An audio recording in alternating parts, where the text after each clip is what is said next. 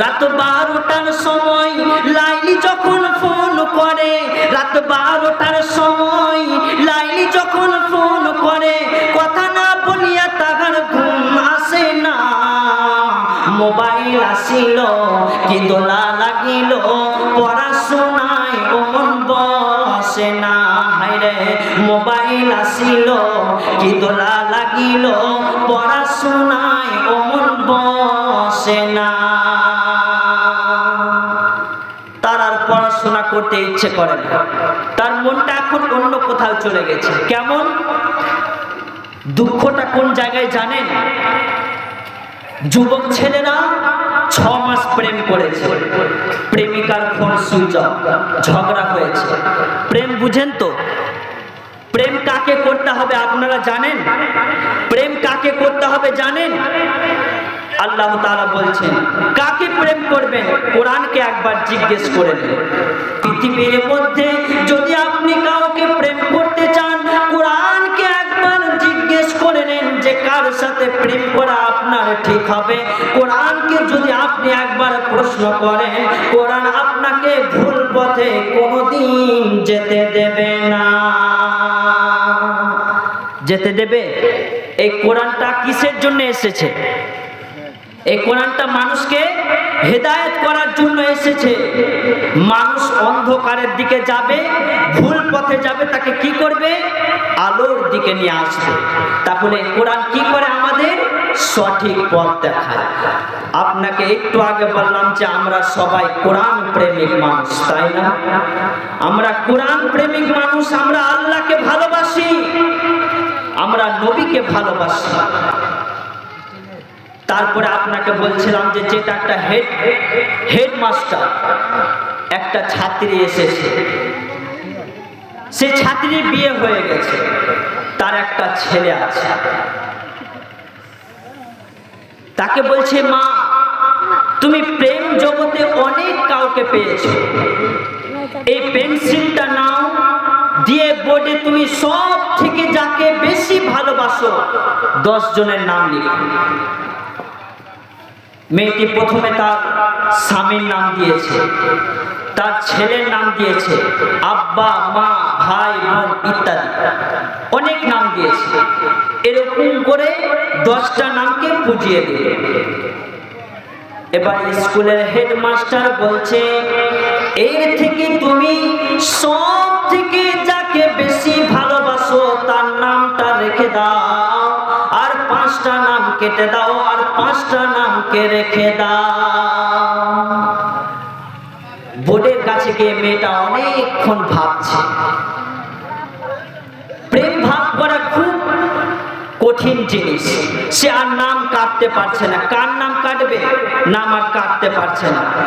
এভাবে 5টা নামকে কেটে দিল। এরপরে হেডমাস্টার আবার বলল এর থেকে তুমি আরো 3টে নামকে কাটো। 3টে নামকে কেটে দিল, থাকলো কটা? 2টো। এবার হেডমাস্টার বলছে তুমি কাকে কাটবে? সব থেকে যাকে তুমি ভালোবাসো, তোমার নিকট প্রেমিককে, যাকে তুমি সব থেকে ভালোবাসো তার নামটা রেখে আরেকটা নামকে কেটে দাও। তখন মেয়েটা কি করবে? দাসটাটা একবার স্বামীর কাছে নিয়ে যাচ্ছে, না না, আমার এত যার প্রেমে আমি দুনিয়া করছি তাকে কেমন করে কাটি রে।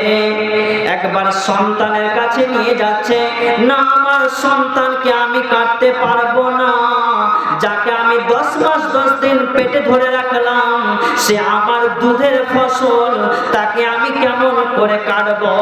স্কুলের হেডমাস্টার বলছে মা, যেভাবে হোক তোমাকে একটা নামকে কাটতে হবে।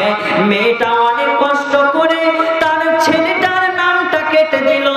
তখন অনেকক্ষণ কান্না করার পর স্কুলের হেডমাস্টার বলছে মা, কেন তুমি স্বামীকে রাখলে আর ছেলেকে কেন কেটে দিলে?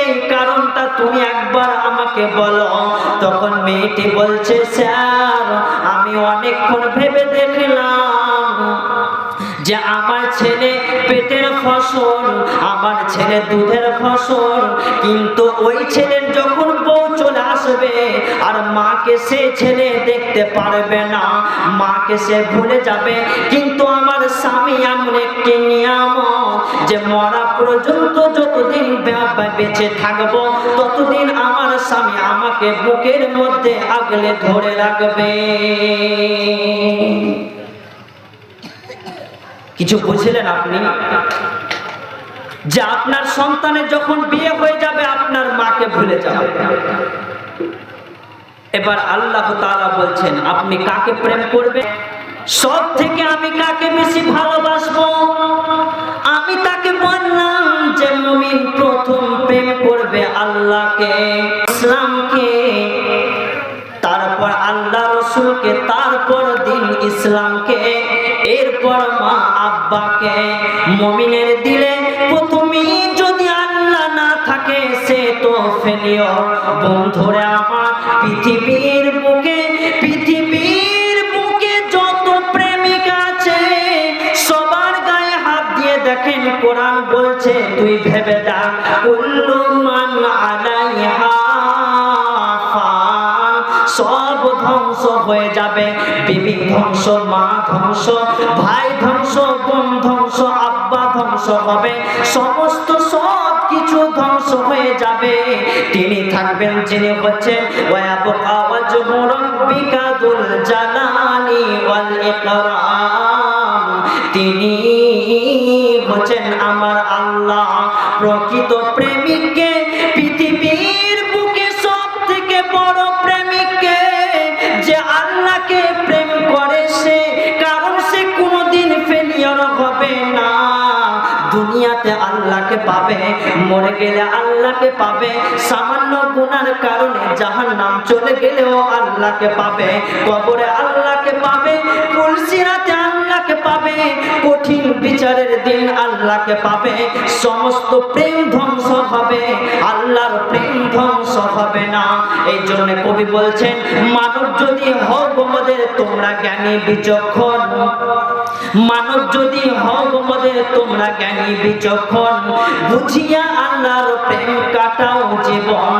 ভূমিতে আসিয়া তুমি ভবের মেলায়, ভূমিতে আসিয়া তুমি ভবের মেলায়, সব চলে গেল কোথা দেখিতে কোথায়, নাই সে দেশে কেউ আল্লাহ ভিন্ন আর, এখানেও আল্লাহ নাই সে দেশে কেউ খোদা ভিন্ন আর, গরিবের তাহাদের বিন্দু উপকার, দেখিতে আসিলাম মেলা দেখা হলো শেষ, চলো এবার ফিরে যাই আপনার দেশ। আখিরাত বলে একটা জায়গা আছে, কিয়ামত বলে একটা জায়গা আছে, কুখ্যাত হও যে বিখ্যাত হও, কবর কাউকে মাফ করবে না। লাল আবু জাহেল তাকে কবরে যেতে হয়েছে, উসবা উসাইবা সাইবা উবাই ইবনে